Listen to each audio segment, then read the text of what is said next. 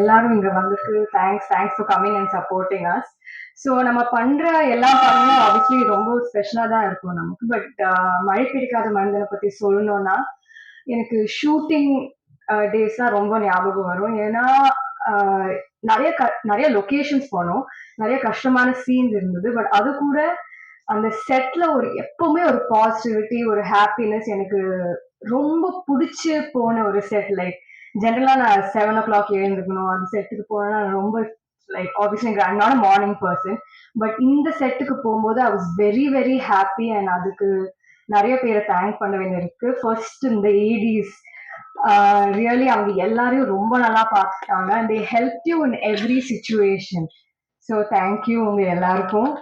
And அதுக்கப்புறம் I got an opportunity to work with amazing actors and your producers, thank you so much.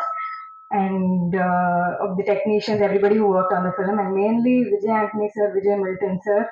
Like work wise நான் நிறைய கத்துக்கிட்டேன் உங்ககிட்ட இருந்து. But you all are such great human beings and people. Like நீங்க எல்லாரும் you treat everybody equally. And அந்த positivity and the good vibe செட்ல it was always there because of both of you. Thank you and the opportunity. I hope I get to work with you again. Thank you all.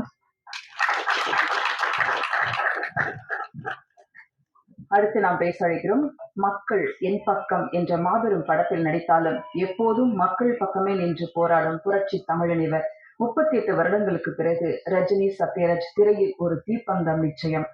எப்போதும் சமூக பிரச்சனைகளில் எல்லாம் முதல் ஆள் முதல் குரல் இவருடையது. என்னம்மா கண்ணு, உங்கள் குரலில் மட்டும் என்னமோ ஒண்ணு. வாங்க சத்யராஜ் சார்.